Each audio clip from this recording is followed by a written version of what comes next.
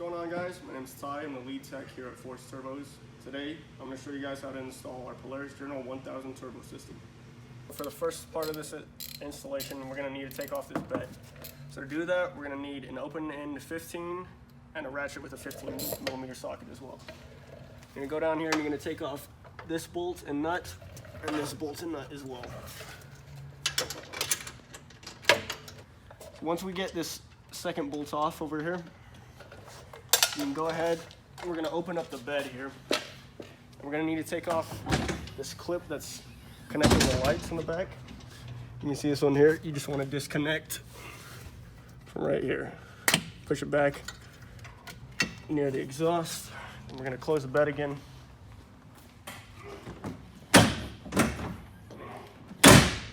And now we're going to take those bolts out, but you want to have another person help you with this just so that you're not straining your back when you're taking the whole bed off.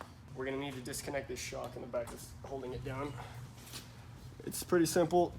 You're just going to want to pull this pin here and then push out on this other pin holding the shock in. So you want to be careful not to tip anything over. And this is where we're going to need another person's help to hold the bed up while we disconnect the bolts, take the bed off. So we just have to remove this bolt here and this bolt here now. The bed will drop, so we got someone else to help kind of hold it in place.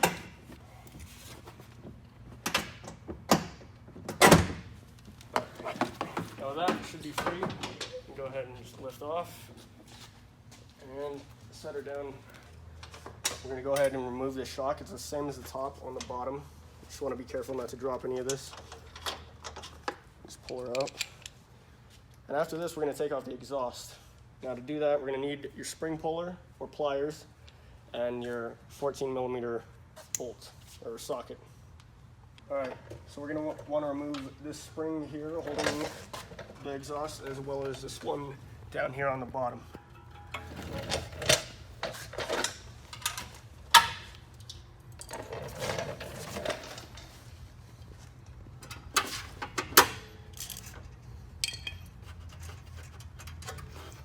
Now with those two removed, we can go ahead and use a 14mm socket to remove the two exhaust line bolts.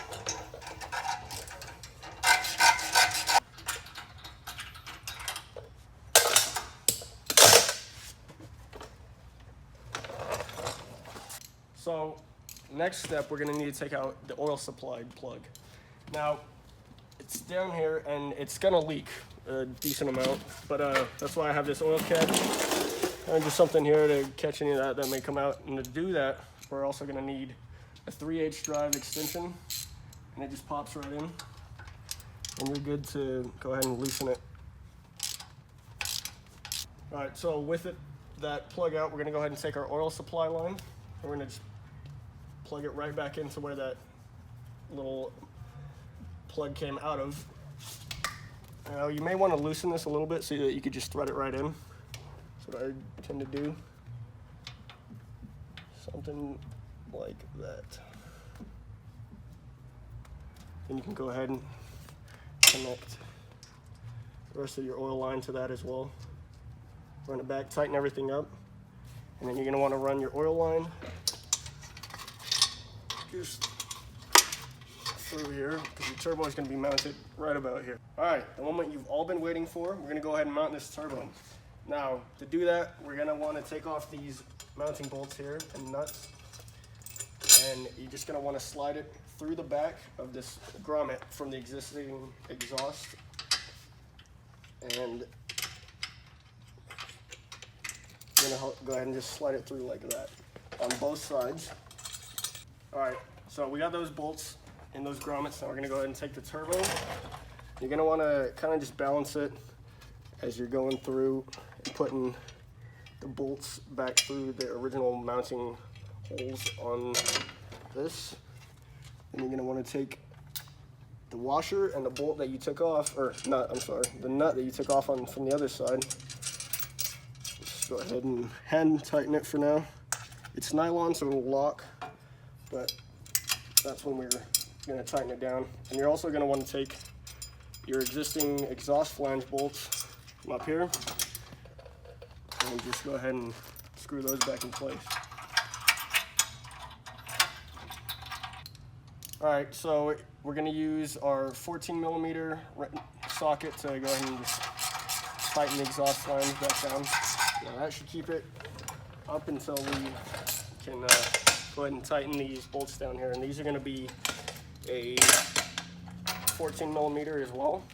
Just gonna wanna tighten with a socket up from the outside and a wrench from on the inside. All right guys, next step, we're gonna go ahead and remove the stock cold air intake. So in order to do that, we're just gonna go ahead and use our drill. It's got an 11mm on it. You can use a ratchet, works for the same thing, but you just gotta wanna remove this T-bolt clamp and this T-bolt clamp here. Just loosen it up, it'll stay on there. And then next, there's also a little hose down here. It's connecting to it, and you're gonna either wanna use a screwdriver or looks like a 6mm possibly. But I would just use a flathead wrench or a flathead screwdriver. Go ahead and just take that hose off from there. Slide this one off, it's a little tough usually.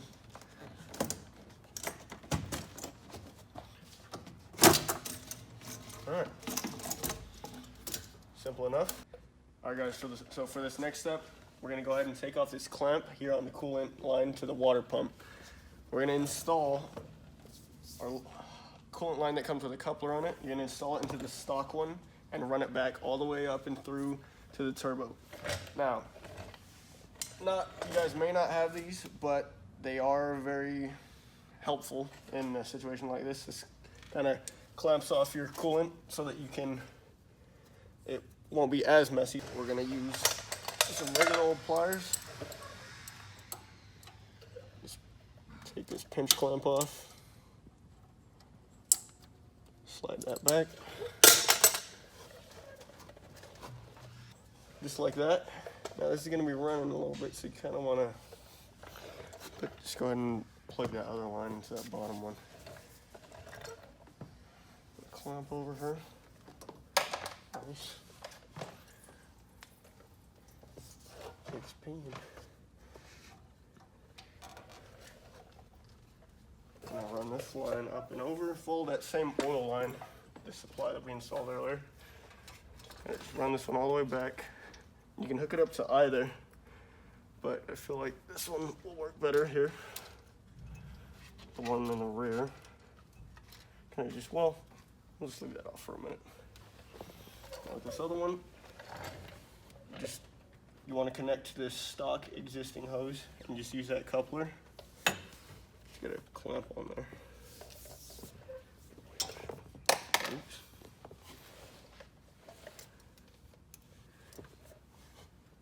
Actually, we could use that old pinch clamp for this stock one. And just put it there. Follow that same coolant line that you already installed, and then kind of just work it back until you get to the turbo. All right, so to make this a little easier for the install of the coolant line, we want to take off on the other side this little barb fitting here. And if it's not loose, you could use a number 19, like a wrench, but this is already a little loose, so we can just go ahead and take it off by hand, install it into the line, and then go ahead and reinstall that just to make this a little easier. Just because the angle that the turbo is at, you don't really have a lot of clearance to install this line. We're just gonna go ahead and take this off though. Now you're gonna wanna make sure that this is your line running to your stock coolant line. Just went ahead and took off this banjo fitting here, and we're just we install it into the coolant line, and we're gonna go ahead and clamp it down now. Just make sure it's tight. You don't want any coolant leaks. Now, with that tight, we're gonna go ahead and just reinstall it. Make sure you want to make sure you don't drop any of your copper washers or any of that. bring it back down through the back, because you don't want it sitting on top, otherwise it's going to get crushed by the bed. Okay, so with your coolant lines all installed, you're going to want to make sure that all of your clamps on every side is clamped down. You don't want any oil leaks or coolant leaks. Down here as well, you can just use the stock pinch clamp. Now you want to make sure that the stock hose leading to the water pump is connected to the coolant line on the farthest end of the turbo. Now you want to, after that's all good, you want to go ahead and install your coolant line, or oil supply line, I'm sorry. There's not really a need to prime it. You can go ahead and just plug it right in, screw it on. And once you have that all screwed on, you can pull your hoses and your oil line all the way back. Kind of make everything look a little better. Pull everything back. And you're gonna want to zip tie everything out of the way so it's not touching your exhaust. You want to make sure that that's priority. You don't want that burning any holes or messing any of your lines up. But you kind of want to have it look something like this. Kind of zip tie it to your old coolant lines. Zip tie it to this hole here. Any of that, kind of just keep everything up and out of the way and tucked away. Okay, so when we're installing our oil drain, we're gonna want to use, this is our plug that we're gonna install into our oil drain on the motor here.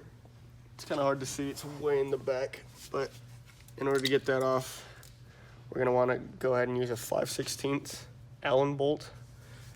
Whether you use an actual little wrench or we're just using the one on a socket, make it a little easier, and an extension. But you can kind of see there shouldn't be too much oil, if any at all, that should leak out of there. So we have a rag there to make sure, but there shouldn't be anything that leaks out. And this is the plug that you're going to take out. It's going to look something like that. And you're going to want to go ahead and just slide in the back there. Try to just install this plug. Then we're going to run our oil drain line from the turbo to around the right side of the motor, all the way back to this oil drain fitting here. Alright, so you want to make sure it's tight. So to do that, we're going to go ahead and use a 24 millimeter. If you have one, you could try to get it with any kind of crescent wrench, any of that. But if you have a 24 millimeter socket available to you, it makes things a lot easier. Just like so. Now let's go run that oil line. So we got our oil drain line, and to make things a little easier when putting your fittings on, we're gonna go ahead and use a heat gun, kind of just heat up the line. Makes things go a lot quicker. You're gonna wanna push one of these on and route it around the right side of the motor and all the way back to that oil drain fitting that we just installed. And it just makes things go a lot easier when you're trying to install this onto the motor, to do it before instead of while it's on there. All the way to the bottom. Get one of our clamps. Should have put that on before. Slide that all the way down.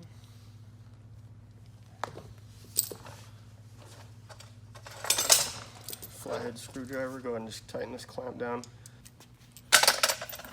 So that we can go ahead and route this. If you want to just kind of down and along over here, and you're gonna want to route it back behind the motor. Now we do that instead of going from the other side because we don't want any low spots in this, because it's a gravity feed drain. So you kind of want it to have no low spots, a constant downhill. Kind of just route around, feel around back there. Get it to the other side.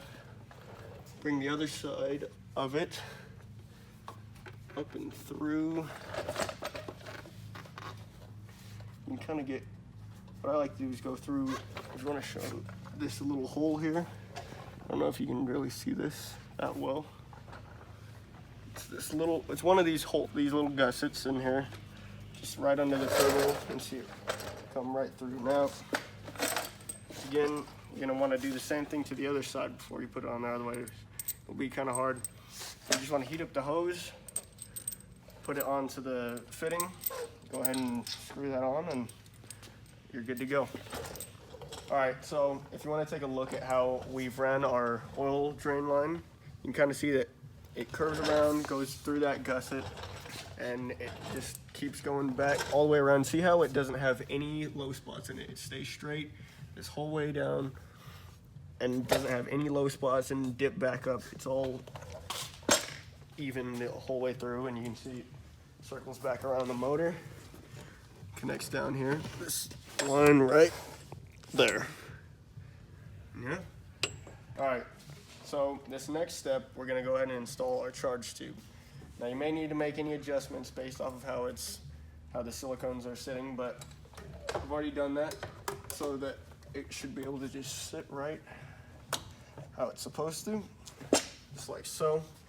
You're gonna want to use an 11 millimeter to go ahead and tighten all the clamps or loosen them if you need to make adjustments. All right, next step is our cold air intake. Now, again, you can just adjust it as need be. What you want to do, you kind of want to put this side in first. I already have this loose in this clamp here. It's an 8 millimeter. Or you could use a flathead. You can kind of just work it on there. Just like so. Should have already had this one loosened. Work this one on to the front of the turbo. Just like that. So with it sitting like that, you may need to make more adjustments just so none of your tubes or silicones are touching. But yeah, once you clamp both of these down, we're gonna go ahead and put the crankcase vent tube install. We're gonna install that back to this the tube as well here, if you can see. Again, simple install, just like that. It's also an 8 millimeter. Go ahead and just loosen her up, tighten down, and good to go.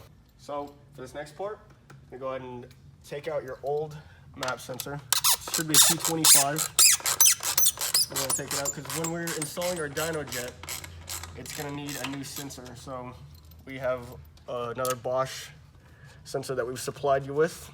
Go ahead and just remove this one. Careful not to break anything. Just push this pin out.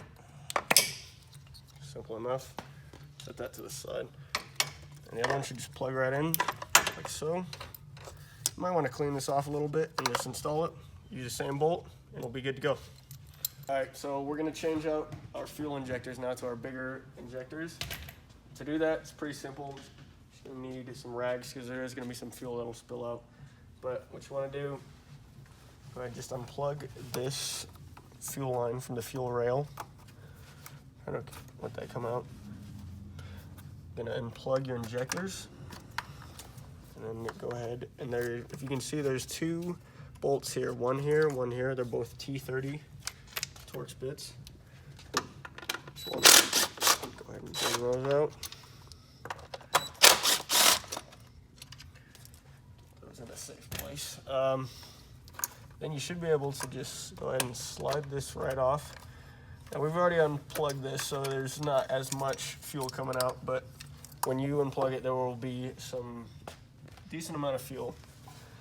So now we can just go ahead and take our old injectors out. Be careful not to break anything. Just one. A lot of fuel with it. And two. Okay, so with your old injectors out, you're gonna go ahead and install your new ones. But before you do that, you always want to blow out your motor, get any dust, any of that off with the old injectors still in there. Now, when you get your injectors, you're gonna want to switch out your red O-ring for your black one. And you do that because the red O-ring is a lot thicker. You're not gonna be able to force it down into the injector where the injector sits. And we've put a little dielectric grease on there to make it a little easier when installing, like so. There's one, there's two. Now, you can go ahead and install your fuel rail again.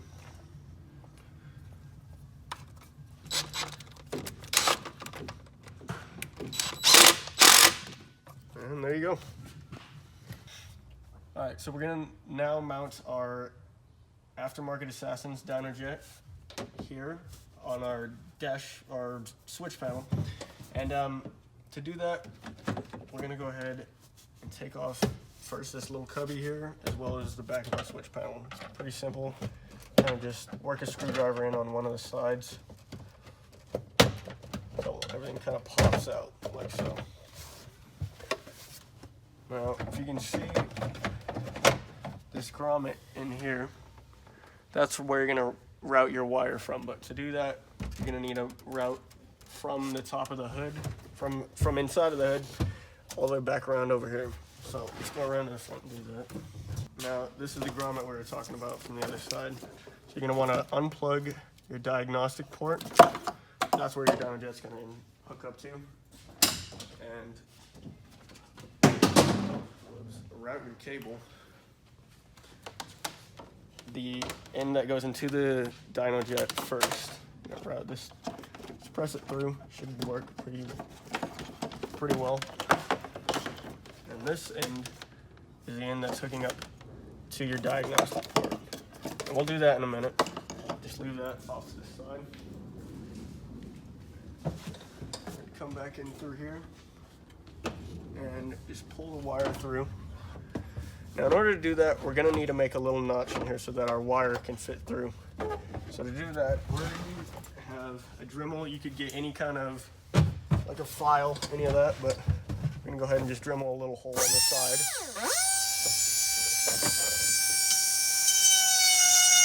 And then just route it top, side, slap everything back together, like so. And then this is right here where you're gonna mount your Dynojet. Go ahead and just install it. Simply, you gotta watch to make sure that the clip's in the back. Should just clip right in. We can get some Velcro, mount it in the back, and we'll be back. To make this fit a little better, we're gonna go ahead and use our Dremel again to go and just take out a little bit more of a little, kind of like a tunnel that we can wire or route that wire through so it sits flat. So let's go ahead and do that.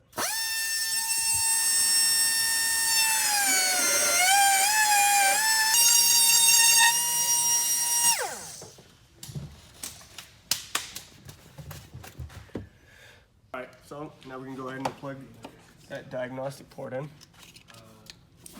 Good to go. You can zip tie that up and out of the way here in a little bit. But now we're gonna go ahead and run through the Dynojet and get it all tuned and good to go. So we just got the Dynojet installed and the tune flashed over. As you can see, it'll bring up some parameters that you can set up. It's got a lot of cool features. We would recommend that you use Aftermarket Assassin's video. We'll link it in the description to tune this, to make sure you get everything done correctly. This is who it's from, so we want to make sure that you do it right. And yeah, it's a pretty cool little device. You can do a lot of different stuff with it, and they'll show you even more stuff that you can do with it in the video. So make sure you watch their video to get it done properly. So we're gonna go ahead and install some of this heat tape over our coolant lines. You don't really need to do it to your stainless steel braided line. It's protective enough, but you want to protect against any heat that's coming off of the exhaust housing or anywhere around in this area. So you just want to go ahead and take a little piece, go ahead and wrap it around the area that's anywhere near any of your exhaust housing or your compressor housing. You kind of want to just go along and do that around the entire thing until probably about up to here. Both this one and this hose both. All right, so next we're gonna want to fill up our coolant reservoir, or tank, radiator rather. But if it's low, you're just gonna want to add some till it's full. Then we're gonna go around to the back side of the motor. We're gonna open up the coolant bleeder screw. Now that's a little difficult, but you're gonna want to make sure you got all the right safety provisions, I suppose, for what you're about to do. You're gonna want gloves and all that. It'll get pretty hot, but because after this we're going to start up the vehicle. You're going to let the coolant bleed out of there, the bleeder screw, and just to kind of, you're going to want to do that as many times as it takes to get any air out of the system. So maybe 1, maybe 2, maybe 4 or 5, who knows. So you just want to do it as many times as it takes, but can't really see it, but you can feel around for it. It's an 8mm bolt right back in here. So you want to bend this up. It's sitting down like this. You'll bend this up and just feel around for that screw. Something like that. Then that's where we get to start it. Let any air flow out, and until you start seeing actual coolant coming out of that screw. And then you want to shut it. You don't want to let your vehicle get too hot. You always want to make sure that you're checking your fluid in the reservoir. And yeah, you'll just do that until you don't have any more bubbles in the system, and just do it as many times as it takes. All right, guys, so now we're going to go ahead and install the bed again. Now, to do that, you're going to want to get your shock first. You're also going to get your bed limiter strap. So this is so that when you tilt your bed back, your bed isn't touching the turbo, it's not hitting up against it, won't damage anything. But to install it, I'm going to pull the pin out. This part of the shock will go in down at the bottom first. You can see it here. It's going to be kind of hard. Some hoses in the way now, but so you'll put part of your shock in, if you can kind of see right here. Part of the shock goes in first, and then you can kind of slide the bed limiter strap in through there, and then just pin it. Okay, so with everything in place, bed limiter in place as well as the shock, we're gonna go ahead and we're gonna get the bed, put it on top. You wanna make sure that you don't rest it on the shock cover, otherwise you're gonna bend this. So you're gonna want some help. You get another person, set the bed on top, put your bolts in, and then you'll go ahead and reinstall your shock, but you're gonna have to compress it down so that this pin can fit inside of here. All right, so the bed's back on now. Got it all bolted up. You wanna make sure that you don't forget your plug to your lights, and plug that back in. Now if we go to the other side, we're gonna go ahead and reinstall the shock. Again, remember, you don't wanna rest this for too long on the shock with too much weight on it. But the shock's just gonna go back in place, as well as the bed limiter strap on top of that.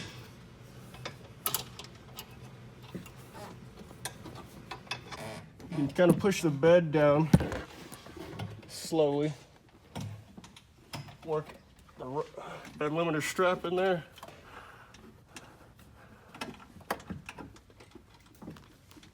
Just press it right through. Okay, so as you can see, bed's installed, everything's good. Limiter strap's on. Still got clearance so that you're not hitting anything all the way throughout your whole system. You want to go ahead, we'll start it up, make sure everything runs. You want to go through again your leak test, anything you don't want any leaks coming from your oil or your coolant. And if you still have any error in your coolant system, go ahead and bleed that again as many times as it takes.